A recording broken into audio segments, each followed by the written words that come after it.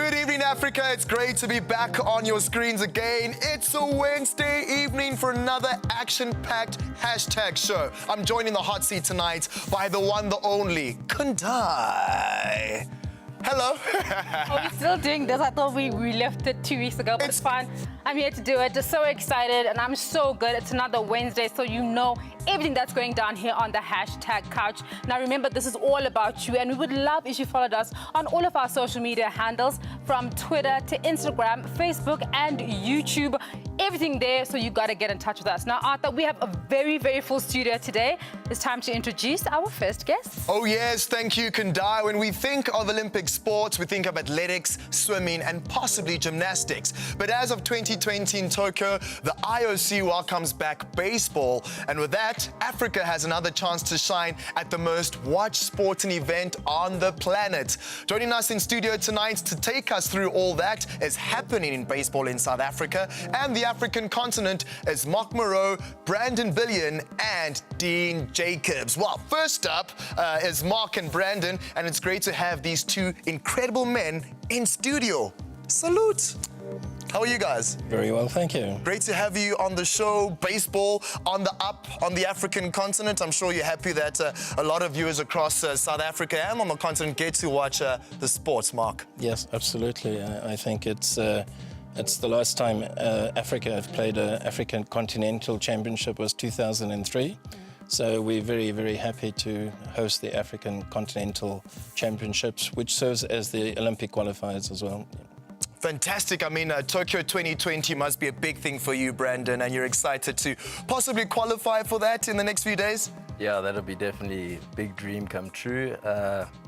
Yeah, I guess it's an opportunity of a lifetime, but there's a long road ahead before we get there. Nice. Great. Now, Mark, the finals of the African qualifiers take place this week. Now, explain the process of how the teams get to this place and what happens afterwards. Okay. Basically, Africa, we've divided Africa into originally 4 zones, but eventually it landed up as 3 zones. So we had an East zone, West zone, and a South zone. Okay. Basically, 2 countries out of every zone qualify for the Africa qualifiers. So Uganda and Kenya qualified out of East Africa. Out of West Africa, we have Burkina Faso and Nigeria. And in South Africa, we have South Africa and Zimbabwe that have qualified. Okay. So from tomorrow, May 1 to Sunday, we play the African qualifiers. The winner of this tournament then qualifies to go to the European Africa tournament, which takes place in Italy in the month of September. And the winner of that tournament then qualifies directly into the Olympic Games. So as Brandon has said, it's exciting, but there's still a long road to go. Speaking about a long road together, I mean, the last time the African Baseball Championships took place was in 2007. In terms of the African countries being prepared for a major tournament, how do you feel that has gone for the rest of the African countries? Look, I think generally speaking, it's really difficult because, like South Africa, we're a large country.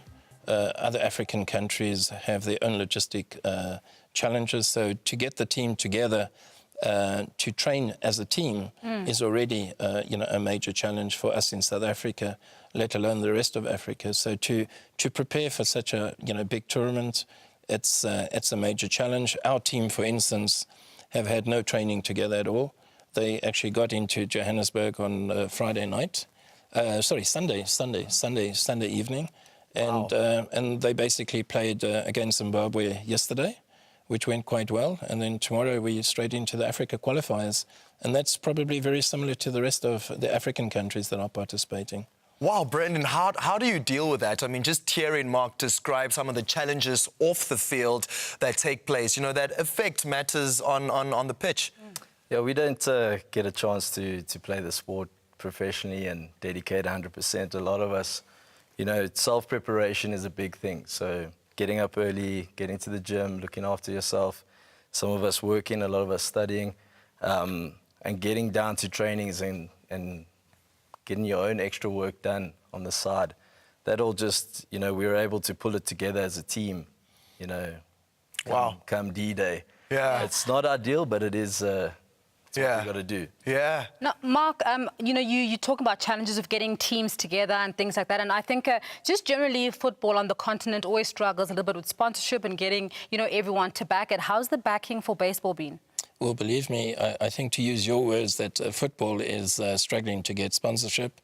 Baseball gets no sponsorship. So, we're on a totally different formula than they are. We would appeal to all corporates, to come on board and support the team. At the moment, each player basically pays for his own expenses, to represent the country, which is a bit sad. Should that be happening at this level, especially in 2019 as well, Mark? Probably not, but it is, it's what we're faced with. I don't think we're unique. In some of the African countries, they have organizations that sponsor them from abroad. We're not that lucky in South Africa. And it's the same thing. We have junior teams that participate in World Cups. This year we have under 12s, they're going to Taiwan, and the under 18s that are going to Korea. And again, they pay their own way, basically, which is sad. But I can obviously also confirm that we've never left a player behind because of finances. So somehow the group finds the funds to sponsor the kids. Yeah. Well, I tell you what, if there are 99 together and one strays away, no one stays behind. Love that from Mark Moreau, President of Baseball South Africa. Thanks for your contribution onto the show, and we can't wait to get some of your other lads onto this hot seat to talk baseball. Thank you very much for having me. Fantastic. All right, so staying on ball sports, the Castle Fives tournament are currently being held across the continent. Nandi got to see firsthand all the action last Saturday and got a taste of what is to come.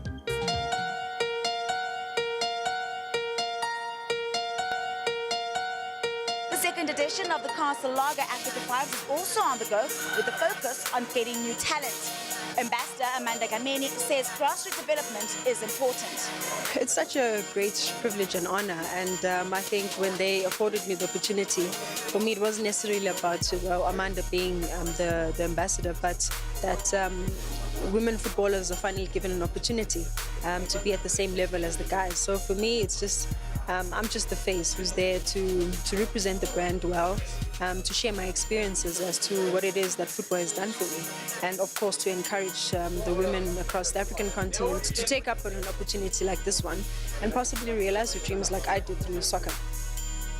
I think when we met with the guys from Castle, they were like, we want to afford women an opportunity. And for me, I then realized that actually this is a great opportunity to bridge the gaps in between. Women footballers don't necessarily go through all the programs or the stages of development in football. So this will address issues like a grassroots development, maybe at an intensity level, the consistency level also of women's football. So I think they didn't know how much of a great job or how much of an opportunity this is for us to address certain issues in women's football. I think I got the self-confidence from playing football and interacting with everyone else. So it's important that we take that back to the younger ones to say, in as much as we're keeping up with the trends of the world, but let us not forget to be kids, to develop in a proper way and just to play football in the best way that we can. I think it's quite important, because five-a-side as a sporting code is growing so rapidly, and I think especially in some rural areas it's a little bit exclusive in the sense that some of the fees are quite high to play. So this year we decided to open up we waived the entry fee, we made it accessible for everyone. There were so many ladies that came to us and said, but we also want to participate in this. So I think, especially in an African context, it's a massive step in the right direction. We want to make it accessible for everyone to come together and enjoy a beer and enjoy the football. First of all, I just want to thank God and the Castle Lager for inviting us. Thanks for everyone. We know this, everyone wanted it. And thanks for the coach for giving us information, instruction, for following it. And the support is just amazing. Like you win, you lose today. Like everyone is just on your side. I just want to thank God for that.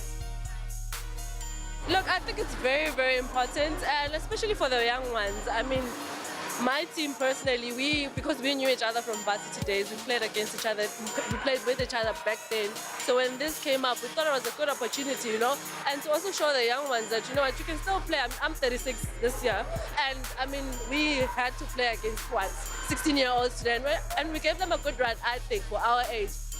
Once we got into the final, we knew it was anybody's game. But one thing I can confirm, it was a great tournament. It was very tough. All the teams were very competitive, and we enjoyed ourselves. The first round of playoffs at the Castle Africa Fives here in Centurion were a huge success, with the Drama Queens and the Wakanda now through to the regionals. There are still 6 more playoffs to take place before the regionals happen in a venue and date that is yet to be confirmed.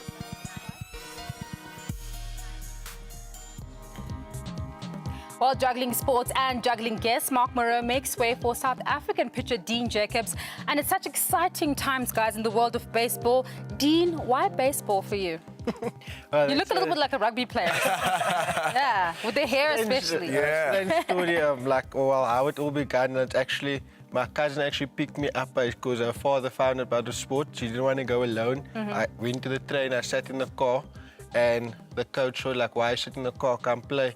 Through court a bit, and they said, go home, tell your parents you're playing tomorrow, and that's really how it started. What? I just didn't stop since that day. And did you have a love for it, or were you just sort of going with it? Yeah. I mean, yeah, after like playing a few years, few seasons, I'm like, okay, no, I think this is something I'm gonna start liking, and then yeah, the love definitely grew from there. So yeah, I've been playing for the last 18 to 19 years. Oh, wow. Yeah. Wonderful finals weekend coming up, and especially for baseball, South African fans are going to be behind you. Your expectations for the weekend? Yes, no, definitely going in. I mean, any chance for getting a chance to represent your country. I mean, it is like South Africa, just or sport on its own. We don't get that much recognition. So anytime I myself with my team get to wear the green and gold, I'm ready to go, bro. So. Yes. Perfect, yes. Perfect. Just off air, the both of you love your synergy. Just on air, right now, you guys look like you're not the best of buds. Eh? Let's talk about nicknames. Let's talk about some rituals that you guys do before you play. Starting with you, Brandon. Oh, no. Medusa over here. Medusa. Is that his nickname, Medusa? Yeah, he's, All right, and why do you guys call him Medusa? It's the hair, man. Come on. Am I slow to catch what Medusa means? Yeah, Okay. luckily you don't play baseball because you're slow to catch. Man. Okay. All right, Kunda, I see what's going on here. And any pre-match rituals that you go through before a big game, and especially the Africa Baseball Championships this week? No, Can you give us... I don't think we're really big into ritual, but I mean, we'll have some banter amongst each other definitely before the game, in and out of the dugout, you know, just before we head to take on field, yeah. So we do have, I mean, more of just a laugh here and there, yeah. All right, perfect. What do you think of baseball in South Africa compared to the international standard, Brandon? Oh, we've shown that we are able to compete. We did that in Australia 2 years ago, and I think we gave them a little bit of a fright. Nice. Anything against Australians, eh? As a South African, you just beat any Australian team, and that's yeah. No, it makes us hungry, and I mean, the more we've shown, the more exposure we get, the better we get. And it's amazing. It's amazing. Exposure being the middle name. You guys played Zimbabwe yesterday, and how are you guys feeling coming out of that? Okay, now I think just after that, I'm walking into that winning that game. Definitely going into the it's a whole different competition, but we're going in red hot, definitely. Yeah. Yes. All right, well, you heard it back at home, and I know that the whole continent's going to be supporting South Africa and the rest of those African countries, because I tell you what... I just want to ask the guys, you guys, you make it through, you're going to qualify, you're going to be playing at the Olympics, representing South Africa. What does that mean to you guys? I think, that's definitely a dream come true for anybody. I mean, like you said, it's the biggest sporting event on the planet, so, I mean... For us, like, it's not our profession, so to get this opportunity, I mean, I don't think there's anything better. So I'm really ready to go, ready to make it. Gold, silver, bronze, it shouldn't even be a question. Yeah, I just think just us being there, just showing up. Wow, and that's enough. Yeah. I think personally, yeah, definitely. And Brandon, do you think that, you guys are making it through to the Olympics, do you think that, it'll garner more support, more corporates are going to be behind you, the country's going to be behind you? Definitely. We'll have a lot more interest in the game too from the younger players. I mean, you get down to training and we've seen, oh, DJ, he's the South African pitcher, and you know the little kids follow you around and they want to learn from you, and you know they want to aspire to be like you and one day make the national team. Oh. I mean, as Mark said, under 12s are going over to Taiwan now. I mean, a lot of them for the first time, when they see what happens over there, they're going to come back and it's a whole new world. Wow. Just hearing that was crazy, right? I know, got crossing fingers for you guys. Even though I'm from Zim, I can still cross fingers. Yeah. I knew that this in the camera. It was, and I was trying to keep it composed, keep it in, but I had to say something. Yeah, man, it's been so awesome having you guys on the show. We wish you luck, and we're going to be keeping an eye on you. So thank you so much, guys, for being on the show. Thanks so much for having us. Guys. Awesome, guys. Now, time for us to check in on our social media team. And tonight we have Zihlo, and I wonder what she's found in the world of social media. Let's take a look.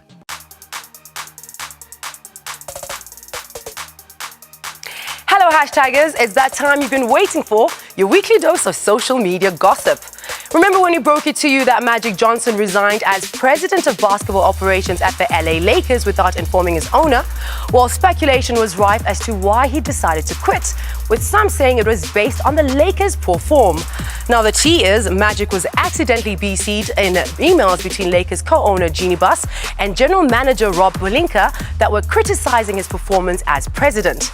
Apparently, Jeannie CC'd Magic and it got messy when no one seemed to support him or justify his poor performance. When the news broke, Magic jumped on Twitter and posted a cryptic tweet saying, "Truth always comes to light." Now, it totally makes sense why Magic didn't inform Jeannie about his resignation. The old adage, a prophet has no honor, holds true for Manchester United manager Ole Gunnar Solskjaer, who was mocked by Norwegian TV2 Sporten. Having suffered a derby defeat to Man City, Ole's bright managing star began to dim. The station took a famous clip from the Austin Powers movie and superimposed Solskjaer's head as he tries to complete a three-point turn in a narrow corridor on a luggage cart. The video makes reference to the Ole at the wheel chant that became synonymous with the success of the Norwegian's early days as interim boss. As caretaker, he oversaw 19 games and won 15. However, things went south when he became the permanent manager, winning only 2 games out of 7. Ole. Man U are currently 6th in the Premier League.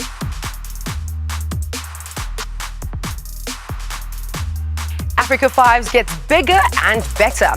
This year's addition to the initial group of 6 countries will see the inclusion of new markets, namely Ghana, Nigeria, and Uganda. Over and above the increase to the footprint, Castle Lager has further diversified by introducing a women's league.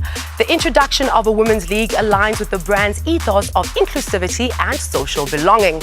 Country champions will battle it out for the coveted trophy and Africa's 5 title in Dar es Salaam, Tanzania. The ultimate winners walk away with an all-expense-paid trip to Ligue 1 match in Milan, hosted by renowned legend Samuel Eto'o. Consumers can partake in the 2019 Africa Fives by simply purchasing a Castle Lager 6-pack and following the instructions on how to enter their team, or alternatively go to www.africafives.com to further engage on the campaign. That's all we have time for today, but do make sure to get in touch on social media, giving me your opinions on these stories. Catch you same time, same place. Goodbye for now.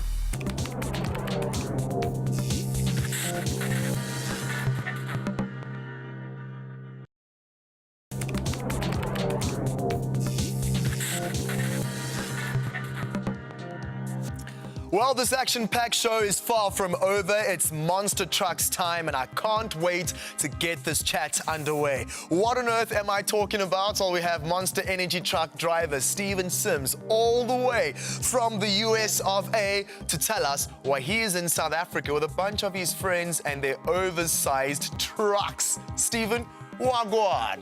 What's going on, buddy? It's great to have you in South Africa, man. It's great to be here, man. Yeah. The fans here are incredible. Of course, they love the stuff that you do. You're in Cape Town, and we're talking Monster Jam.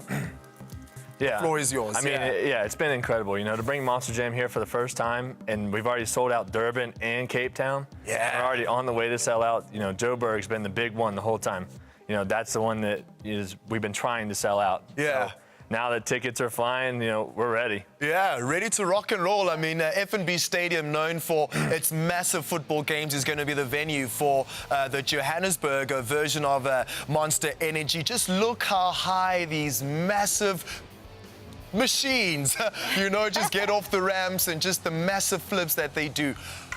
Is this something that you live off every single day? Adrenaline, and more adrenaline? That's exactly it. You know, I grew up in this sport, so, you know, watching my dad drive from a very young age to getting able to do it myself. Yeah. You know, I never thought I would have been here in South Africa. Yeah, so tell us a little bit about the actual event. What is the format, races, like how does it all work? So we actually have 4 events that we do. The first event is a bracket-style racing. So we'll draw numbers and qualify before, and then you guys will get to see us do an 8-truck bracket. Okay. Start with 8, 4, 2, and then we crown a champion. And then we move on to our 2-wheel skills. Anything on 2 wheels. It can be the side 2, the front 2, the back 2. And the cool thing about that is you guys actually get to judge that yourselves. Everything in Monster Jam is fan judging. So the whole stadium will be able to turn on their phones and, you know, crown the champion of the night. So from there, we go to donuts, do a donut contest, and then my favorite, the freestyle. Yeah. And that's where you see the crazy big air and the jumps and the crashes.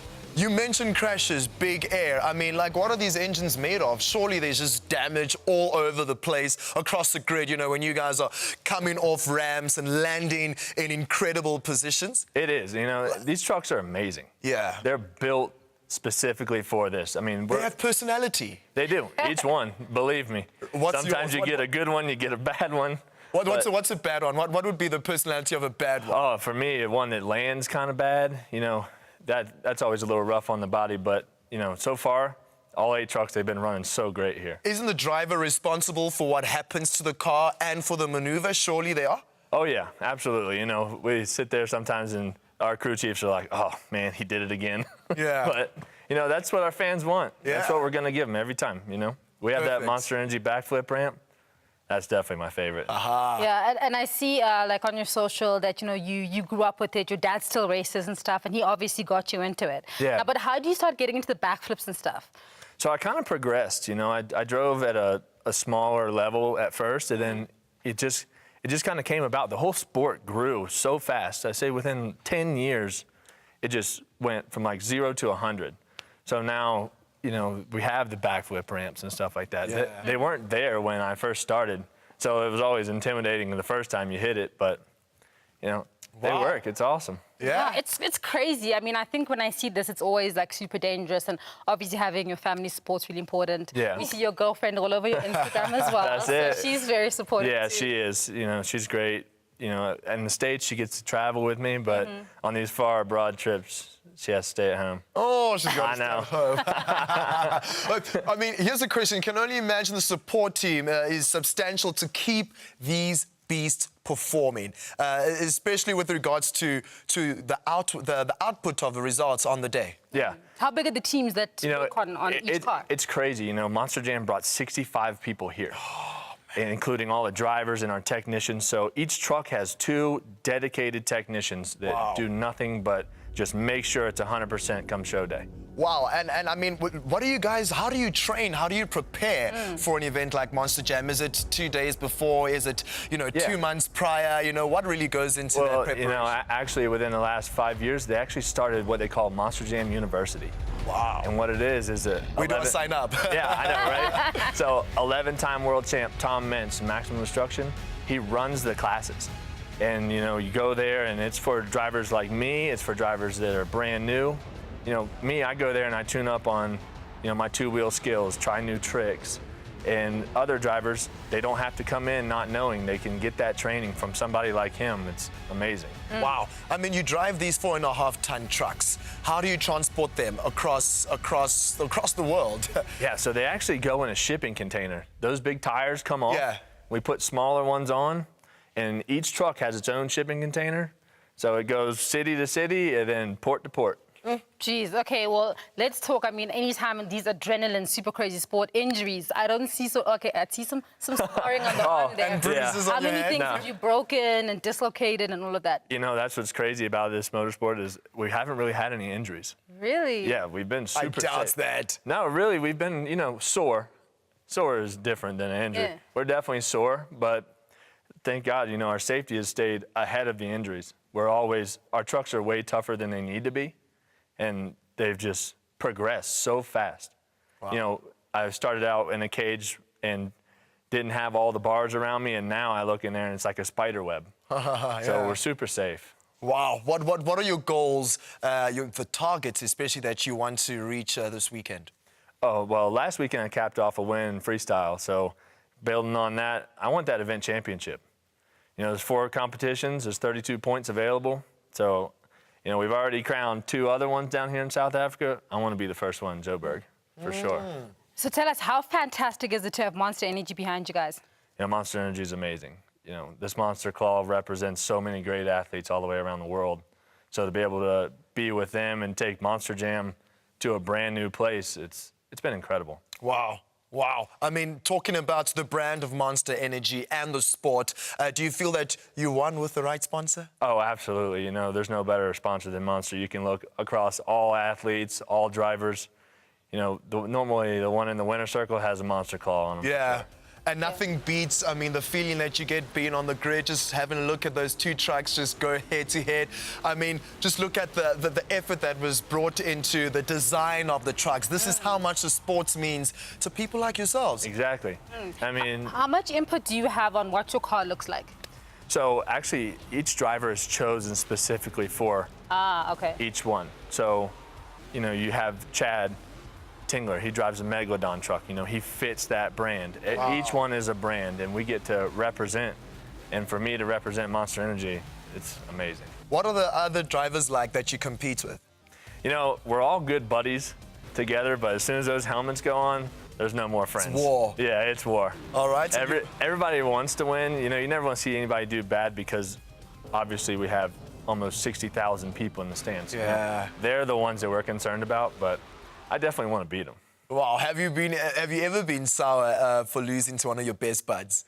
You know, sometimes, yeah. Especially during racing, you know, that's really, really competitive and it's head-to-head. So, yeah, that always stings a little bit when you get beat. Wow, what a show, Kandai. I can't believe we ran out of time. Oh, my gosh. But, Stephen, thank you so much for your time and coming onto the show. Very quickly, where can your fans get in touch with you on social media? You know, definitely check us out on Instagram. All the hashtags, Monster Jam, Monster Energy. You can find us there. You guys take pictures this weekend, tag us. You know, we want to show all of our fans in the United States that we're down here in South Africa and we're doing everything we do at home. All right, FNB Stadium is going to be buck wild. I wish my producer can get us tickets, Kandai. We need to make sure that he does the right thing because we definitely need to get to FNB Stadium.